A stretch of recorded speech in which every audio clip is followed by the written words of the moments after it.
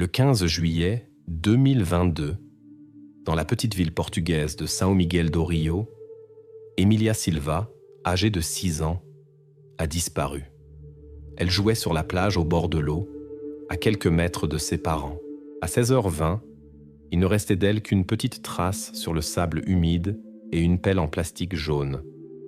Le 15 juillet, São Miguel do Rio, une paisible ville côtière du nord du Portugal. La journée était claire, environ 27 degrés. La plage familiale était calme et peu fréquentée. Antonio et Lia Silva étaient convenus là avec leur fille, Emília. La famille s'était installée à environ 10 mètres de l'eau. Emília jouait directement au bord, tenant dans ses mains une petite pelle en plastique. À 16h20, les parents réalisèrent soudain qu'Emília n'était plus dans leur champ de vision. Antonio fut le premier à lever les yeux de son téléphone et commença à chercher sa fille du regard. Lia, qui lisait un livre, remarqua presque simultanément l'absence d'Emília. Plus tard, la police noterait une différence dans leur témoignage, environ 2 minutes d'écart dans le temps. À ce moment-là, aucun des parents ne réalisait encore à quel point ces 2 minutes seraient importantes. Sur le sable humide, près de l'eau, restait une trace nette d'un petit pied nu. Il n'y avait pas d'autres empreintes claires. Le sable autour avait été rapidement piétiné par les adultes qui se précipitaient pour aider. Les policiers remarquèrent aussi un sillon peu profond, comme si quelque chose avait été traîné sur le sable vers l'eau. On ne put déterminer ce que c'était exactement. L'objet ne fut jamais trouvé, et plus tard on cessa même de le mentionner dans les procès-verbaux de police. La pelle d'Emília gisait près de la dernière trace, mais elle ne portait aucun dommage. La patrouille arriva environ 10 minutes plus tard. Les agents commencèrent les recherches et découvrirent bientôt un morceau de tissu bleu sur un buisson à 20 mètres des traces d'Emília. Le tissu éveilla immédiatement les soupçons. Un adolescent qu'on voyait souvent sur le quai local portait un coupe-vent similaire. La police décida de traiter cet indice avec attention, mais ne se précipita pas pour tirer des conclusions. Le même jour, l'enquête porta son attention sur d'autres personnes. L'une d'elles était Luis Martinez, au chômage, 27 ans, aperçu la veille près de la plage. La deuxième figure était un pêcheur local, 53 ans, avec de petits épisodes criminels dans le passé. Le matin, on l'avait vu avec une canne à pêche sur le rocher voisin, mais au moment de la disparition d'Emília, il était présumé déjà parti. Le crépuscule à São Miguel do Rio tombe vers 21h30. Le soir plongeait rapidement la plage dans l'obscurité. Les recherches continuaient déjà à la lumière des lampes torches, devenaient de plus en plus tendues et silencieuses.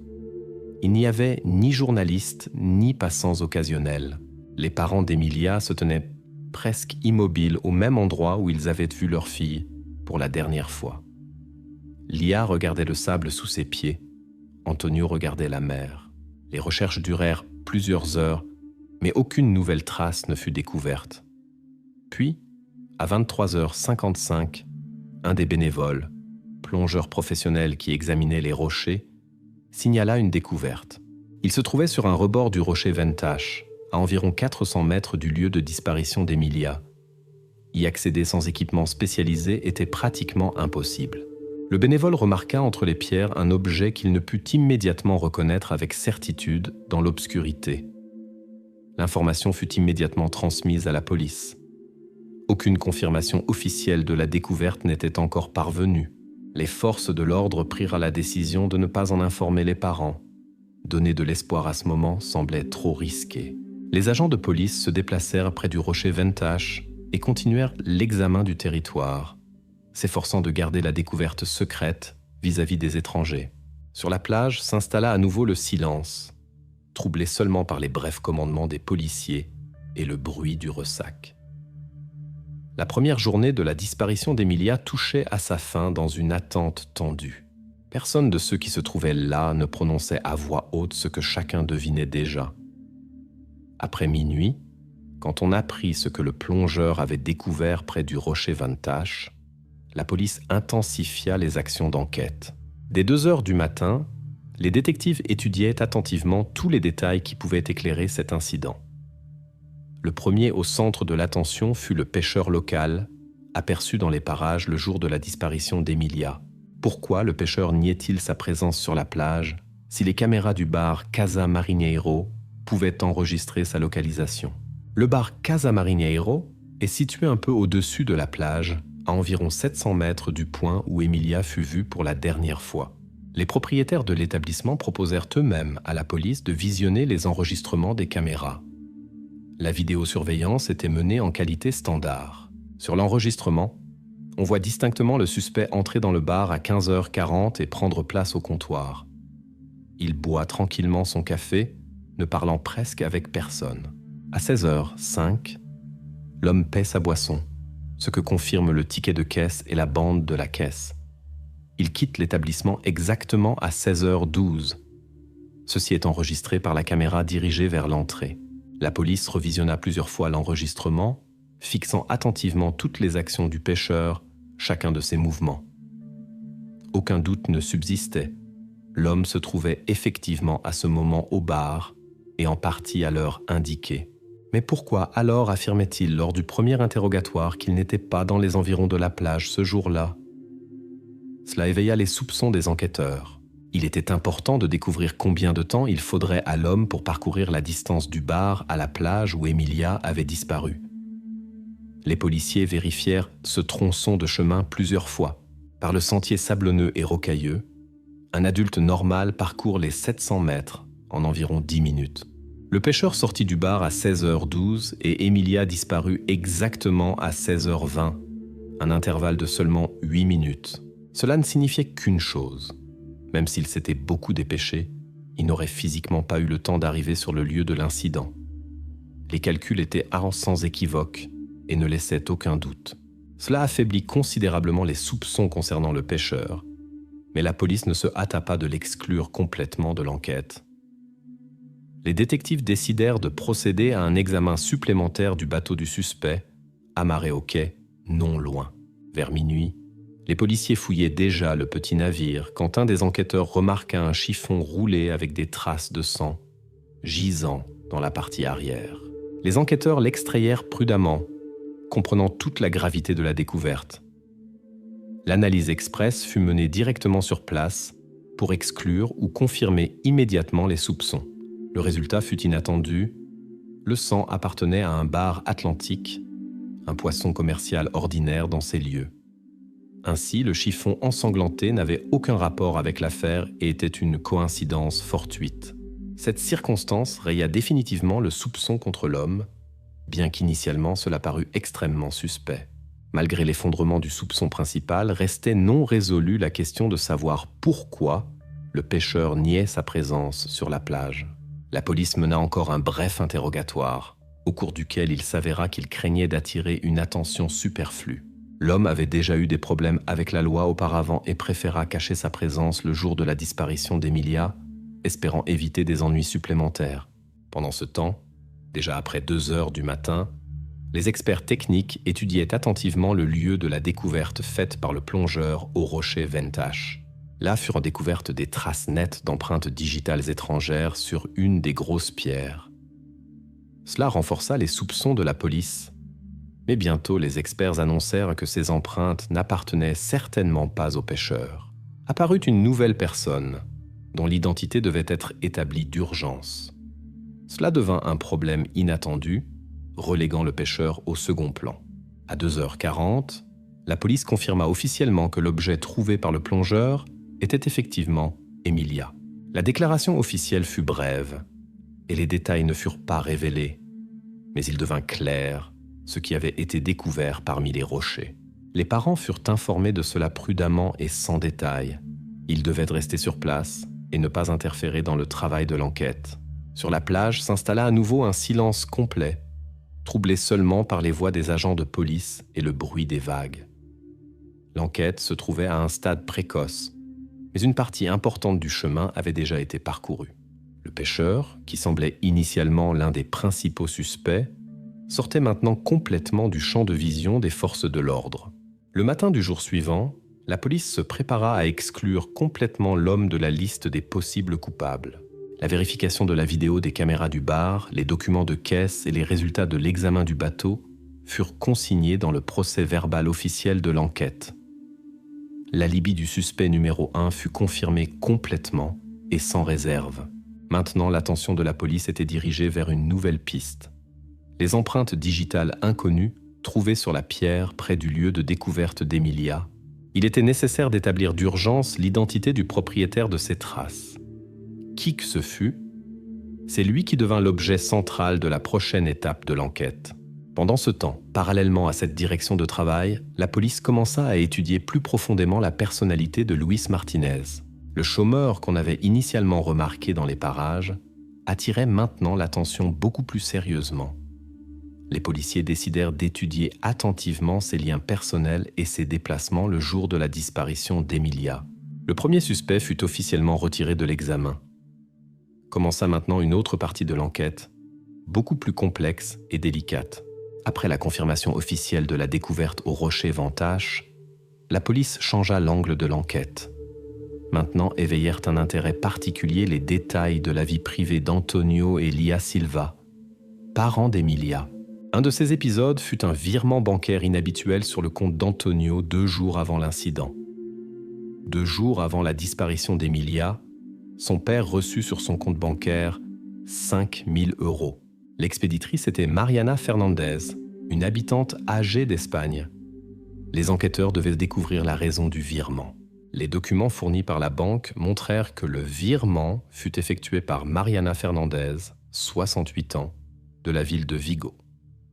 Dans le commentaire du virement était inscrit « Para ferias » pour les vacances. On apprit bientôt que l'expéditrice était la grand-mère d'Emilia du côté maternel. Cependant, les parents n'avaient pas mentionné cet argent à la police auparavant. Cela paraissait suspect et les enquêteurs prirent la décision d'interroger à nouveau les époux Silva. Ils s'intéressaient à la raison pour laquelle la famille avait décidé de cacher ce fait à la police. Pendant l'interrogatoire, Antonio paraissait tendu. Il expliqua qu'il n'avait pas signalé le virement par désir de ne pas attirer l'attention superflue des voisins. Selon lui, il ne voulait pas avoir l'air d'une personne vivant aux dépens de ses proches. Lia confirma les déclarations de son mari. Elle se tenait plus calmement, mais reconnut aussi qu'elle n'aurait pas raconté ce virement à des étrangers. Les policiers acceptèrent les explications des époux comme vraisemblables, mais décidèrent de vérifier encore une version. La version était évidente. La police devait s'assurer que cet argent ne faisait pas partie d'un chantage ou d'une rançon quelconque. Pour vérifier la version, les enquêteurs prirent rapidement contact avec la grand-mère d'Emilia. La communication eut lieu par vidéoconférence. La femme confirma l'origine de l'argent et fournit tous les documents confirmant le virement. Elle expliqua que l'argent était un cadeau à la famille pour organiser les vacances d'été et n'avait aucun autre sens. Ainsi, la version du chantage ou de la rançon fut complètement exclue. Cette piste fut officiellement fermée, mais elle laissa un sentiment désagréable chez les enquêteurs. Simultanément, continuait l'expertise médico-légale des objets trouvés près d'Emilia au rocher Vantache. Les experts purent extraire l'ADN d'un homme inconnu, mais ne trouvèrent aucune correspondance dans les bases de données policières. Cela compliqua considérablement le travail de l'enquête. Néanmoins, sur une des pierres fut découvert un fragment important, une empreinte digitale partielle. Cette empreinte se trouvait déjà dans la base de données policière. 2 ans auparavant, elle avait été enregistrée lors du vol d'un vélo dans cette même ville. Le suspect était alors Luis Martinez, cet homme au chômage qu'on avait vu auparavant près de la plage. Le nom de Luis résonna pour la première fois officiellement dans les matériaux de l'enquête. La police commença immédiatement à vérifier ses déplacements le 15 juillet dans la période de 15h30 à 17h. Il devint critique de confirmer sa localisation pendant cet intervalle de temps. Les enquêteurs interrogeaient les voisins et connaissances de la famille Silva, tentant de découvrir si Luis connaissait personnellement quelqu'un d'entre eux. Il s'avéra qu'il apparaissait périodiquement près du quartier où vivait la famille, mais personne ne se souvenait de contact direct avec eux. La police commença parallèlement à étudier les enregistrements des caméras des magasins et stations-service pour suivre l'itinéraire de Luis le jour de la disparition d'Emilia. Mais il n'y avait pas de données claires à ce moment. Son alibi restait non confirmé, et ce fait ne permettait pas aux enquêteurs de restreindre définitivement le cercle des suspects. Antonio et Lia, à ce moment, avaient déjà été relâchés chez eux. La police leur recommanda de ne pas quitter la ville et de rester en contact. Malgré la nervosité causée par l'épisode du virement, il ne restait plus de raison formelle de soupçonner les époux. Le focus de l'enquête se déplaça maintenant complètement sur Luis Martinez. Son nom était mentionné dans les rapports de police, bien qu'aucune accusation formelle ne lui fût présentée. Les enquêteurs agissaient prudemment, évitant les conclusions hâtives. Vers le soir du même jour, les détectives reçurent des informations supplémentaires sur la personnalité de Luis. On le décrivait comme une personne renfermée, passant souvent du temps seul. Il n'avait pas de travail stable et tombait périodiquement dans le champ de vision de la police pour de petites violations de la loi. Les enquêteurs fixèrent ces données dans les rapports, mais ne nommaient toujours pas de motif et ne tiraient pas de conclusion sur sa culpabilité. À l'étape actuelle de l'enquête, c'était prématuré et pouvait nuire à l'investigation. À la fin de la journée, la police ne disposait toujours pas d'informations précises sur les déplacements de Luis le jour de la disparition d'Emilia. Sans cette information, l'enquête ne pouvait avancer, bien que les indices indirects pointaient déjà obstinément vers lui. Les enquêteurs comprenaient que dans les jours suivants, ils devraient complètement élucider l'itinéraire de Luis, découvrir ce qui le liait au lieu de l'incident et déterminer s'il avait un rapport avec ce qui s'était passé. Jusqu'à ce moment, Luis restait dans le focus, mais se trouvait encore dans l'ombre. L'enquête continuait dans un silence et une prudence complète. À chaque heure, la situation se compliquait et l'incertitude grandissait. La police savait que toute déclaration hâtive pouvait nuire à la résolution de l'affaire. C'est pourquoi tous les pas étaient exécutés lentement et méthodiquement.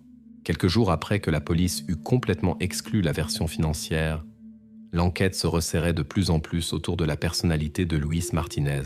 C'est précisément ce jour-là que les enquêteurs reçurent des preuves renforçant considérablement les soupçons contre lui. Sur la pierre qui fut reconnue comme l'arme du crime, se manifestèrent distinctement les empreintes de Luis Martinez. Les enquêteurs lui présentèrent ce fait, mais Luis déclara catégoriquement « Je n'étais pas sur la plage ce jour-là ». Ce même matin, la police mena un nouvel interrogatoire des voisins de Luis. L'un d'eux confirma que le 15 juillet vers 15 heures, il avait vu Luis se dirigeant par le sentier qui mène directement au rocher Vantache. Le voisin était sûr de ses paroles, bien qu'il nota que Luis se comportait normalement, n'attirant l'attention en rien.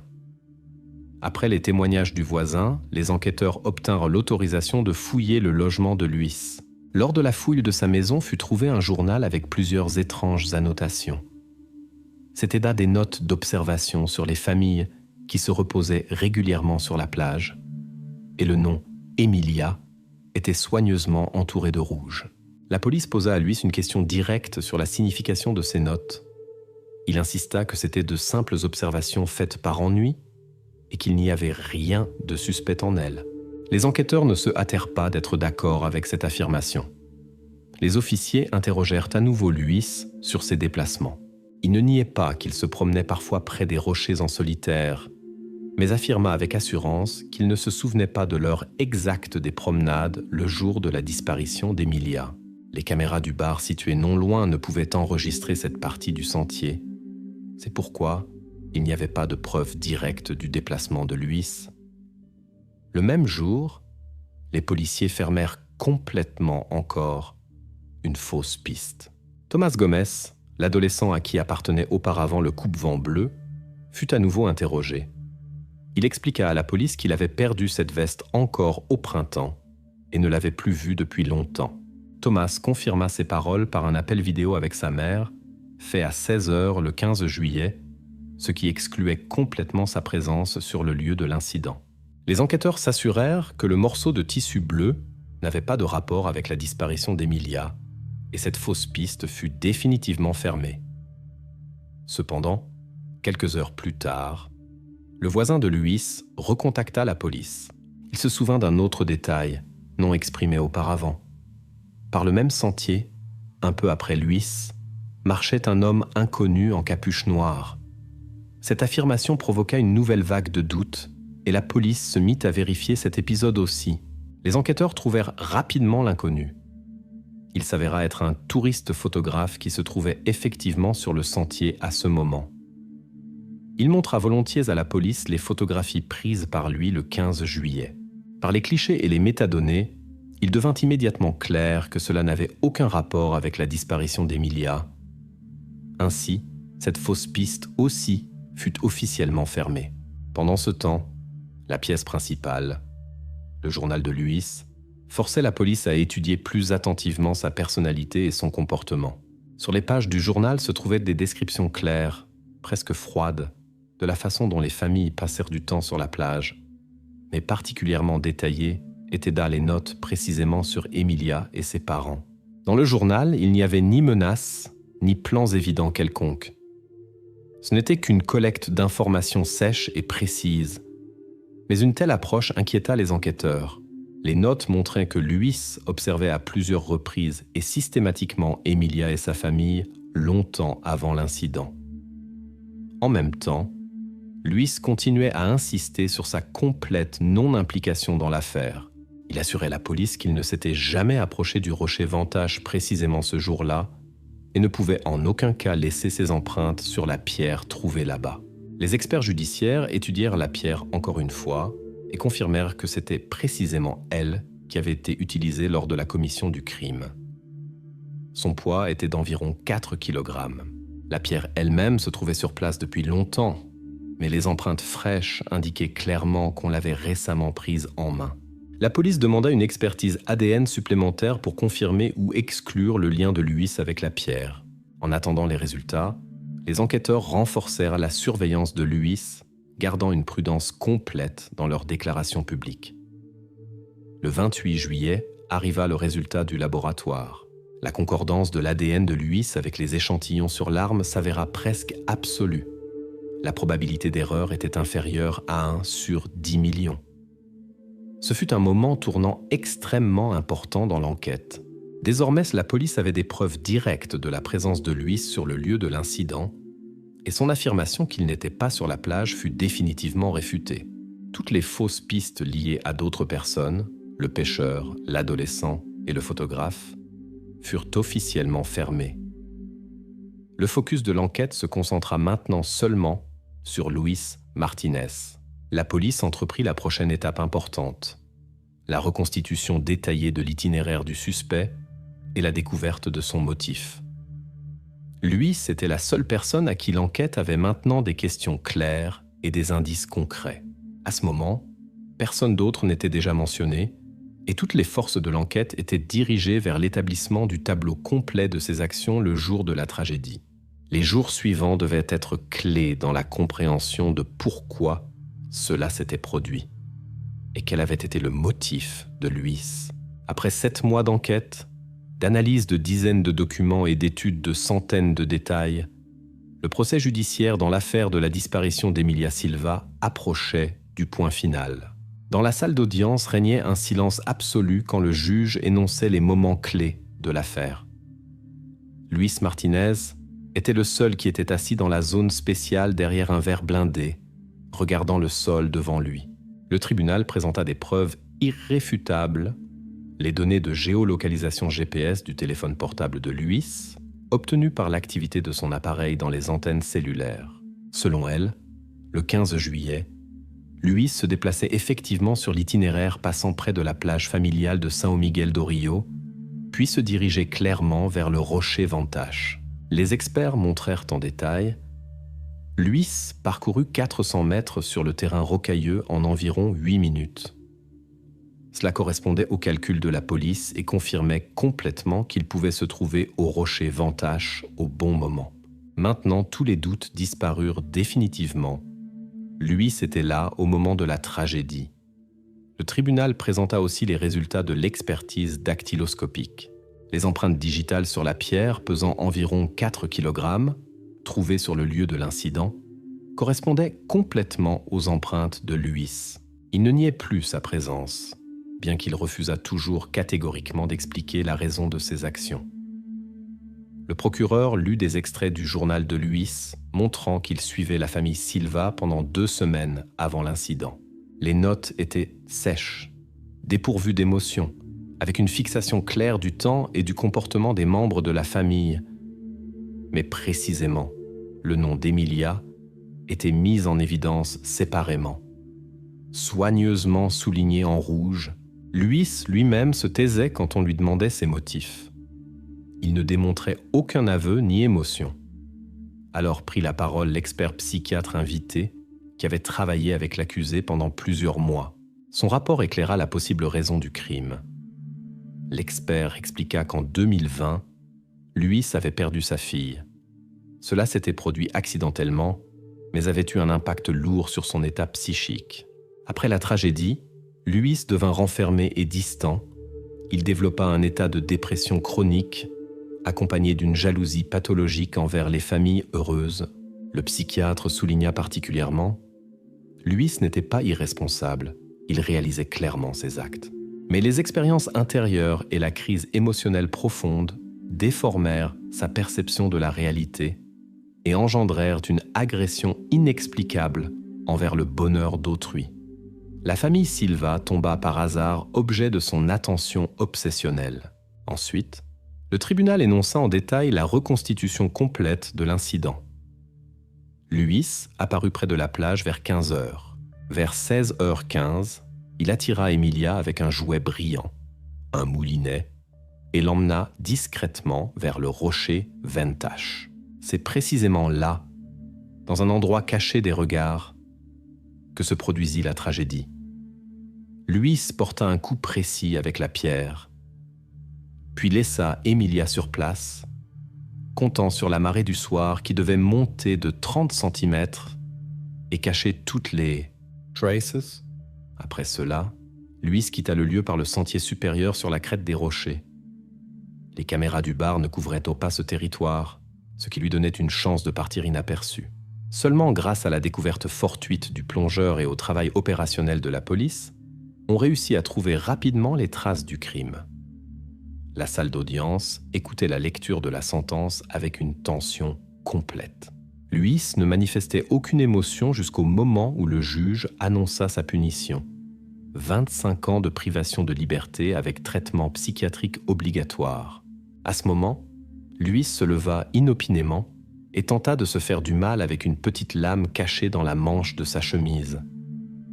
Les gardes réagirent instantanément et la situation fut prise sous contrôle. L'incident fut enregistré par les caméras de la salle d'audience. Plus tard, il fut soigneusement analysé. Le tribunal fut obligé de déclarer une petite pause, après laquelle la séance se termina par la confirmation officielle de la sentence. Après la lecture de la sentence, Luis fut immédiatement transféré dans un établissement médical spécialisé, d'où il fut plus tard conduit dans un bloc pénitentiaire sous contrôle particulier. La décision du tribunal ne fut contestée par aucune des parties. Aucun appel ne fut déposé. L'affaire fut officiellement fermée et transmise aux archives de la police sous la mention « Accès restreint ».